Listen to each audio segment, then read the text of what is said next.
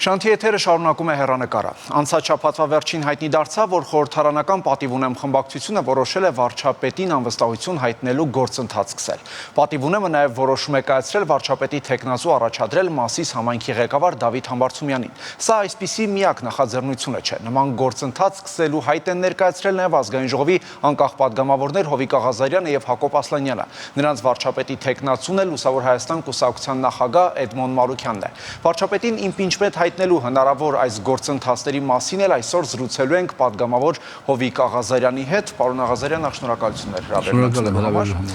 Նախ դուք ինչ վերաբերմունք ունեք ձեր ընդդիմադիր գործընկերների նախաձեռնության եւ նաեւ նրանց վարչապետի թեկնածուի վերաբերյալ, թեև դուք արդեն հայտարարել եք, որ չեք միանալու պատիվ ունեմի նախաձեռնությանը։ Հարգանքով եք վերաբերվում նախաձեռնությանը, որ ասեմ հաջողություն ենք ցանկանում, մի քիչ կեցած կլինեմ, բայց բոլոր դեպքերում հարգանքով ենք վերաբերվում եւ ընդհանրապես հարգանքով ենք վերաբերվում ցանկացած նախաձեռնության քաղաքական, քաղաքացիական, այդ դեպքում նաեւ նույնպես։ Անձամբ ես ճանաչում եմ Դավիթ Համբարձումյանին, շատ լավ կարծիք եմ իր մասին, բայց ստեղծված իրավիճակում չկա նոր, այսպես կոչված գործոն, չկա Երևան եկած նոր հանգամանք, որ ստիպի պարոն Ասլանյանին եւ ինձ փոխելու մեր տեսակետը։ Պարոն Աղազարյան, եթե Դավիթ Համբարձումյանին լավ եք վերաբերվում, ողջունում եք այդ տեսակետը, ապա ինչու նրանց չեք միանում, եթե օրինակ Հայաստան խմբակցությունը հայտարարել է, որ իրենք ապահովելու են նաև այդ 28 ստորագրությունը, այսինքն եթե ձեր թեկնածուի շուրջ այդ կոնսոլիդացիան չի լինում, բայց լինում է մյուս թեկնածուի շուրջ եւ ըստ էության նպատակը նույնն է, ապա ինչու չեք միանում։ Պատճառը հետեւյալն է, շատ կարևոր պատճառ, որովհետեւ համեստ քաղաքական անցյալ ունենք, փորձ ունենք եւ այդ համեստ քաղաքական անցյալ եւ փորձը գնահատելուց այն եզրակացություն ունենք, որ 95 թվականից սկսած բոլոր ընտրությունները մինչեւ 18 թվականը կեղծվել են եւ շատերը այդ կեղծիքի մեջ ունեցել են ակտիվ դերակատարություն, շատերը լուր հետևել են, շատերը ցուցաբերել են հանցավոր անտարբերություն եւ հետեւաբար շատ տրամաբանական հարց առաջանում։ Պատիվ ունեմ խմբակցությունը ինչու է ուզում մի 8 ամսով, 10 ամսով վարչապետ ունենա գայիշխանության, երբ որ 26 թվականի ընտրությունները հարցեր առաջանում։ Հակոբ Ասլանյանը եւ Հովիկ Աղազարյանը երբ որ առաջարկությամբ հանդես են եկել, ինչ նպատակ են հետապնդում։ Ես մեր նպատակի համար ասեմ, թե ինչ նպատակ են հետապնդում, իրացնել ասենք ենթադրաբար։ Պարոն Ասլանյանը եւ ես հետապնդում ենք հետեւյալ նպատակը, որ 7 ամսվա ընթացքում պարոն Մարուքյանը եւ մենք ենթադրենք, թե չենք կարող այնպիսի իրողություն ստեղծենք, որ անհանգստություն ունենա որևէ քաղաքացի կամ որևէ քաղաքական ուժ, որ 26 թվականին ընտրություններին մենք ունենանք սուբյեկտիվ, ասենք, միջամտություն։ 7 ամսվա ընթացքում չենք հասցնի ցանկության դեպքում իսկ։ Երկրորդը բոլոր քաղաքական ուժերը հանդես 26 թվականի ընտրությունների ընթരാճ հանդես գան իրենց ծրագրերով, ես գաղափարներով եւ գնան ընտրությունների եւ այդ դեպքում հնարավորություն կլինի ապահովել մեր նորագույն պատմության մեջ ամենալեգիտիմ ընտրությունները, ինչը շատ կարեւոր է մեր հայրենիքի, մեր պետության առաջ ծառացած խնդիրների լուծման իմաստով։ Հիմա եթե պատիվ ունեմ կամ Հայաստան դաշինքը ընդհանրապես որ պետք է ստորագրություն դնեին եւ աջակցեն այդ գործընթացին չեն անում դա, արդեն հակառակ հարցն առաջանում, բայց իրանք ինչու են այդ նպատակը հետապնդում։ Ես էլ անհանգստություն ունեմ, որ երևի թե իրանք նպատակ են հետապնդում այդ 7-8 ամսվա ընթացքում հասցնեն մթնոլորտ ստեղծեն համահունչ հին եւ բարի ճակերտավոր ժամանակների եւ նորից ընտրակերտիկներով ձևավորել իշխանություն։ Բարձ հաստատակ լոգիկա է, ասենք մեր այսպես կոչված հակադիր կեսվածքը։ Եվ պլյուս դրան, ինչքան է որ ասում ենք Էդմոն Մարուքյանը Նիկոլ Փաշինյանի հետ աշխատելը, մի Նիկոլ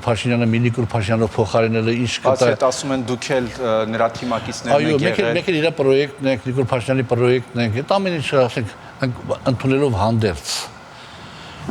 ով ինչ ռիսկ է անում, երբ որ Նիկոլ Փաշինյանը իրապես զրկվում է վարչական լծակներից, քաղաքացիական պայմանագիրը զրկվում է իրապես լծակներից հանգամանքների այս բերումով, ընդ որում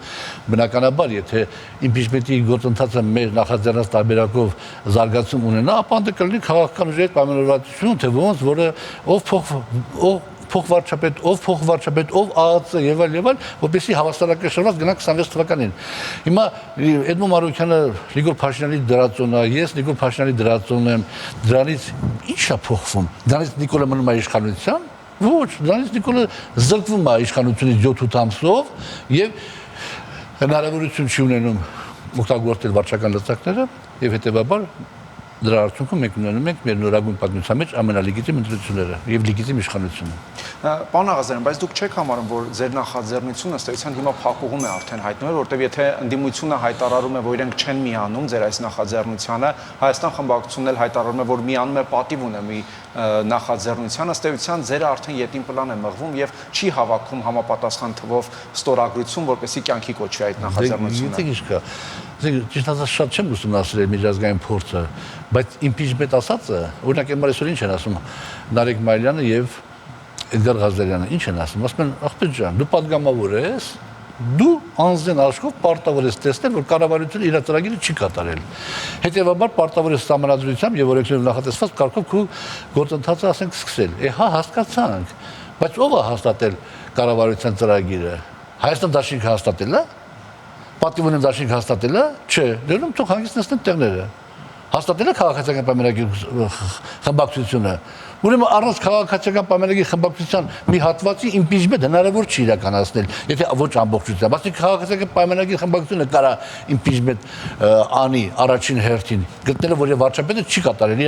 իր նշանակած կառավարությունը իր ծրագրերը չի կատարել։ Հիմա դու ոչ հաստատել ես ոչ բան, ո՞նց ես պահանջում impeachment։ Այս լոգիկայով ո՞րն ավելի հավանական։ Էդմոն Մարուկյան, Հովիկ Աղազարյան, Հակոբ Ասլանյանին երրյակին քաղաքացիական պայմանագրից միացողներ լինեն, թե 95 թվականից սկսած ընտրությունները կեղծած ուժեր են։ Բայց դուք առհասարակ հավանական համարում եք, որ միացողներ կլինեն, որովհետև նրանք միաբերան պնդում են, որ խմբակցությունից որևէ մեկը որևէ այդպիսի նախաձեռնության չի սատարելու։ Իդեպ դուք այսօր գործընկեր լրագրողների զրույցում ասել եք, որ ես հավանական համարում եմ, այո, որովհետև երբ որ գային պահը իսկ բանակցություններ են տեղի ունեցել, թե պարզապես ամեն ինչ կա, բայց երբ որ գա վճռական պահը, ես ազգային ժողովի ամենից նայում եմ իմ գործընկերների աչքերին եւ ասեմ, որ ասում եմ 3 տարի առաջ այս բանը կարող է տեղի ունենա, այսօր դուք զգում եք, որ տեղի ունենում, ուրեմն եկեք կամ ցույց տանք այդ բանը տեղի ունենա, կամ եթե չէ, ամբողջ պատասխանատվությունը վերցնում եք ձեր վրա, այդ բանը տեղի ունենալու։ Ես նկատում եմ պետականության հետ կապված շատ կարևոր ասենք գործընթացներ։ Այսինքն հավանական համարում եք, որ 18 իշխող խմբակցությունից 18 անդամներ կարող են միանալ ձեր նախաձեռնությանը, եթե բանը հասնի նրան, որ արդեն քննարկվի լիագումար նիստում։ Այո։ Իսկ ընդհանուր առմամբ որոնք են այն քաղաքական հիմքերը այդ գործընթացը սկսելու համար, պարոն Աղազարյան։ Մեր կողմից թե պատիվ ունեմի կողմից։ Ձեր կողմից եւ առհասարակ ընդհանուր առմամբ քաղաքական դաշտում վարչապետին իմպիչմենտ հայտնելու քաղաքական հիմքերը։ Տեսեք, ինչ տակիդ ասում էլի։ Մի անգամ Մալեն Սիմոնյանը, չէ, Ռուբեն Ռուբինյանը ազգային ժողովի նիստը վարելուց ասեց, որ ընդդիմադիրներից ոչ ոք չկա, բացի պարոն Ասլանյանից դահլիճում։ Եվ Հովիկ Աղազարյանից ես դերեցս ռեպլիկա արեցի, ասի մենք ընդդիմություն չենք, մենք իշխանություն ենք։ Այսինքն իրական իշխանությունը պարոն Ասլանյանը եւ ես եմ, որովհետեւ մենք չենք շեղվել մեր ծրագրից, մեր գործընկերներն են շեղվել ծրագրից եւ քանի որ մենք մեզ համարում ենք իշխանություն, ով չի շեղվել իր ծրագրից, ով գտնում է, որ իր նշանակած կառավարությունը լավ չի աշխատում, նախաձեռնել ենք այդ գործընթացը փոխելու կառավարությունը։ Շատ տրամաբանական մի իրավիճակ է։ Հիմա եւ մենք երբ սկսեցինք այդ գործընթացը, երբ որ պարոն Մայլյանը եւ Էդգար Ղազարյանը հանդես եկան քաղաքացիական նախաձեռնությամբ դիմեցին բոլոր պատգամավորներին, այդ ժամանակ մենք իհարկե սպասեցինք եւ երբ որ պատիվ ունեմը հանդես եկավ համապատասխան հայտարարությամբ Հայաստան դաշինքը հանդես եկավ համապատասխան հայտարարությամբ, մենք արդեն ակտիվություն ցուցաբերեցինք։ Հիմա մեզ ասում են, պարոն Աղազյան, ո՞նց է դուք առավոտից երեկո հայտարարում եք միջազգային չեք համագործակցի։ Իրանք ուզում են ձեր հետ իրանք ուզում եք որ իրանք ձեր հետ համագործակցեն։ Մենք չենք ուզում, եթե իրանք հարմար չեն գտնում մեր հետ համագործակցելու, մենք չենք իրանք ստիպում։ Իրանք ուղղակի թող ստորագրությունը տան եւ թույլ տան մեզ այդ հնարավորությունը թող տան, որ մենք ստեղծենք իրավիճակ, որ բոլորս գնանք արդար մաքուր թափանցիկ ընտրություններ ձևավորենք լեգիտիմագույն իշխանությունը։ Բա 4 տարի այդ եք ուզում։ Մի տարով իշխանություն, որպեսզի կարգի բերեք ամեն ինչ գնանք ընտրությունների։ Չէ։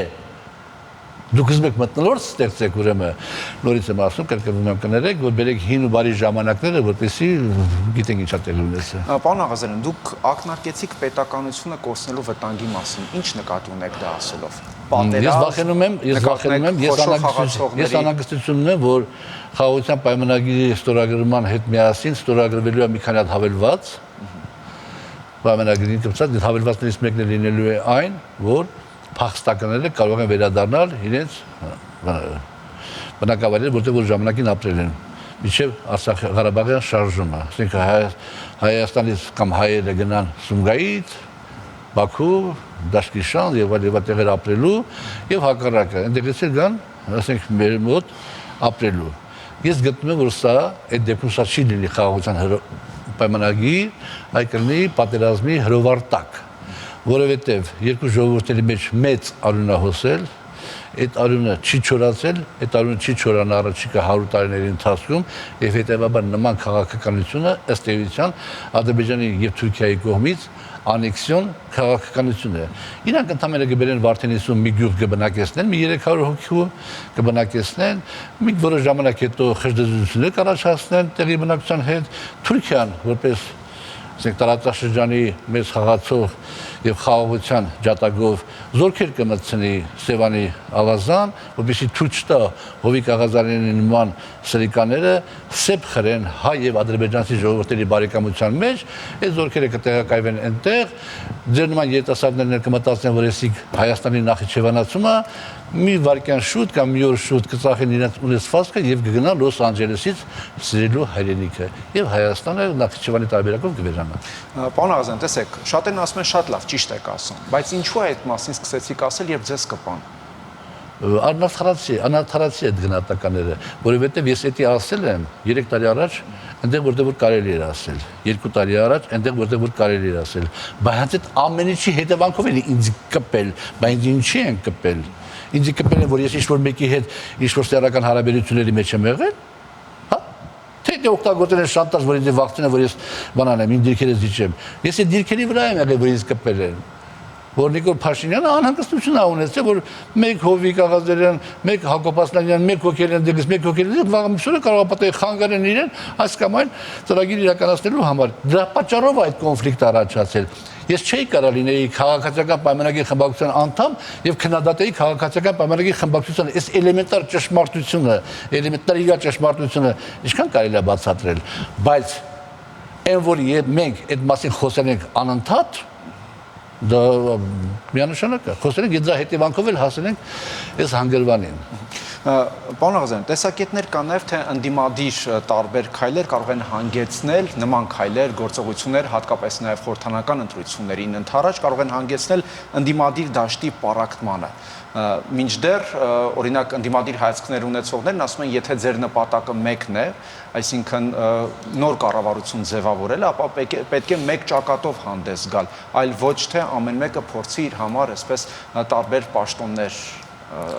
Համաձայն եմ, դե հիմա դրա համար մենք իմպիչմենտից բացի զուգահեռաբար նաև շրջանառության մեջ ենք դրել մի գաղափար, որը եթե իմպիչմենտը չստացվի, ապա գնանք 26 թվական։ 26 թվականի գնալու գաղափարը հետևյալն է հիմնական։ Ռոբերտ Քոչարյան, Սերժ Սարգսյան առանցքից դուրս, Նիկոլ Փաշինյան, պայմանական ասած Արամ Սարգսյան առանցքից դուրս քաղաքական ուժերը պետք է համախմբվեն մի նպատակի շուրջ։ Քաղաքական դաշտից ինչքան հնարավոր է քաղաքական դաշտում ինչքան հնարավոր է նեղացնել քաղաքացիական պայմանագիր կուսակցության Ռոբերտ Քոչարյան, Սերժ Սարգսյան առանցքի շուրջ գտնվող կուսակցությունների տեղը եւ այդ ձևով միասնաբար հանդես գան ժողովրդի առաջ մեկ տեխնացիով, ընդ որում այդ մեկ տեխնացիի շուրջ հավաքվում են ուժեր, որոնք լիքը գաղափարական տարաձայնություններ ունեն, բայց այդ նպատակի շուրջ համախմբվում են, որպեսզի նեղացնեն այդ երկու ուժերի տեղը քաղաքական դաշտում, գնանք 26 թվականի ընտրությունների 1 տարով եւ վարչապետը պետք է հայտարարի, պաշտոնապես գրավոր եւ այլ հայտարարի, որ ինքը վարչապետ է լինելու 1 տարի ժամանակով, 1 տարուց հետո ինքը որևէ լուրջ պաշտոն պետական չի զբաղեցնելու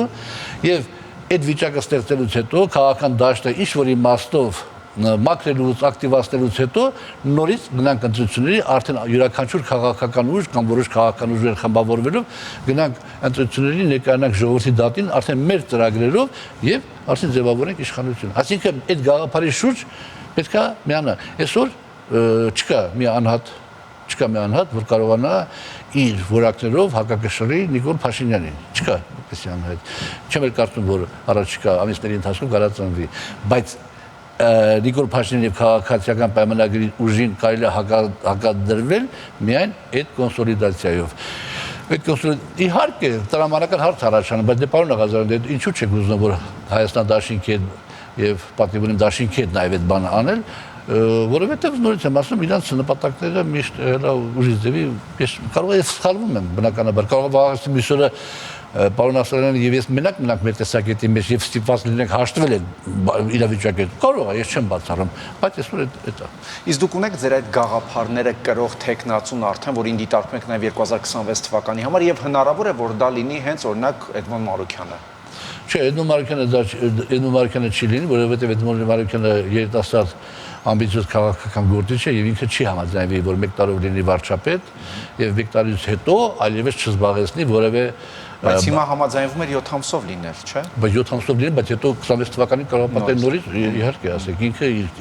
իր թիմով կամ մենք միասին, չգիտեմ, ասենք դա չի բացառում, չի հակասում մեկը մյուսին։ Ասենք պետք է այնպեսի քաղաքական գործիչ լինի, որ ինքը շատ կարևորի այս միավորման այս բանաձևը եւ ինքը պատրաստակամություն հայտնի, որ 1 տարով լինելու վարչապետ, հավասարակշռված կառավարություն լինելու, որ ոչ մեկը չկարողանա իր վերմակը կոպիտ ասած դեպի իրեն քաշի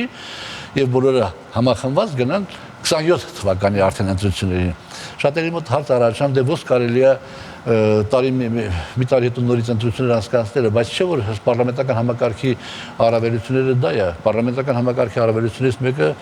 իմպիչմենտն է։ Պարլամենտական համակարգի առավելություններից մեկը նա, որ եթե անհրաժեշտ է կարաս նոր ընտրություններ անես, ոչ մի սարսափելի բան չկա։ Եվ իմպիչմենտի գործընթացը այսօր, եթե քաղաքացիական պայմանագրի մեր գործընկերները մի հատ բանը էմոցիաներից ձերբազատվեն եւ նստեն ու լուրջ մտածեն, ապա իրանք էլ կհասկանան, որ իմպիչմենտի գործընթացը այսօր նույնիսկ իրանք պետք է նախաձեռնեին։ Նույնիսկ որ ասում են, որ Հակոբ Ասլանյանը, Հովիկ Աղազարյանը իրենց մարդն են, սարկածաբանման, իսկապես սարքեին, կոպիտ ասած, իմպիչմենտ անեին, մի հատ ռեստարտի վիճակ առաջանար եւ ասեք պարոն վարչապետը, որ մենք գտնում ենք, որ ինքը իրեն սպառել է ֆիզիկապես, հոգեպես, բարոյապես եւ այլ, մենք գործընկերները թողացնեն ոչ թե սպառել է, պարոն Աղազարյանն էլ հոգնել է, դե շատ բարի թույթա 3 ամիս հանգստանա, Ալիևին ասի Ալիև ջան կներես, մի քիչ պիտի սպասենք, դրանք ինչ այն չի, որովհետեւ հիմա վիճակը ասեցա չեմ կարող այս հարցի շուրջ համաձայնության կամ այս հարցի շուրջ համաձայնության կամ վաղից գանեն գործից։ Ռեստարտ անենք 3 ամիս էլ գնան հանգստանան բոլորը, 3 ամիս հետո ներկայանան ժողովրդին իրենց ծրագրերով եւ արդեն իշխանությունը ձևավորվի։ Այսինքն իմպիչմենտի գործընթացը հենց պարլամենտական համակարգի առավելություններից մեկն է, երբ որ դու այնպեսի իրավիճակի ես հանգում, որ արդեն հաջորդ յուրաքանչյուր քայլը կարող է պատահի ճակատագրական լինի, դու պիտի time out վերցնես։ Այդ time out-ի մասին է խոսքը։ Պարոն Աղազարյան, հաշվի առնելով անգամ իրերի այսօրվա դասավորվածությունը, դուք ինչ եք կարծում 2026 թվականի ընտրություններին, եթե 26 թվականի հունիսի 7-ին տեղի են ունենում ընտրություններ, կարծում եք ընդդիմությանը կհաջողվի վերցնել իշխանությունը ընդդիմադիր թևին, թեկուզ որևէ ուժի, թեկուզ կոնսոլիդացիա, թե ամեն դեպքում իշխող խմբակցությանը հաշվի առնելով իրերի այժմյան դասավորվածությունը նորից կհաջողվի մեծամասնություն կազմել։ Եթե հաշվի առնենք իրերի այսօրվա վիճակը, ապա շատ հավանականությունը մեծանում է։ Ոչ թե վստահաբար կարող եմ ասել, բայց հավանականությունը մեծանում է, որ Ռոբերտ Քոչարյանը կգա իշխանության։ Ինչու եք այդպես կարծում։ Որովհետև այն դե հենց իրերի այսօրվա վիճակն է, էլի գնահատում հենց ճիշտ ու ճիշտ, որովհետև շատ սխալներ արվում իշխանության կողմից, բազմաթիվ բոլոր ոլորտներում սխալներ արվում, եւ այս սխալները չի կարա իր նստվածքը չունենա եւ որի արդյունքում եթե ինդիմացած ուժը չձևավորվի, ապա կարող է պատահի ժողովուրդ այլընտրանք գտնի Ռոբերտ Քոչարյանի մեջ, որը մեր համար շատ անընդունելի է։ Կամ էլի նորից իրար հավասարակշռեն, ասենք այսօր ինչ է, հավասարակշռություն կա քաղաքացիական պայմանագիրի գոյության պայմանավորումը Ռոբերտ Քոչարյանի Սերժ Սարգսյանի առանցքի գոյությունը եւ հակառակը, որովհետեւ Նիկոլ Փաշինյանը ներկայացնում է Ռոբերտ Քոչարյանին, Սերժ Սարգսյանին որպես բոբոներ, հələ մի հատ բոբոյա մեծացել, իդեմս Լևոն Քոչարյանի եւ ինքը պարտավոր է բոլորին բանանի ջախջախի, դրա համար պետք է հնարավորություն ունենա մի հատ բոբոյա ստեղծել նոր Բագրատ Գարեգին բեի դեմքով եւ այլն։ Շնորհակալություն։ Շնորհակալ եմ։ Հեռանկարում ազգային ժողովի պատգամավոր Հովիկ Աղազարյանն էր։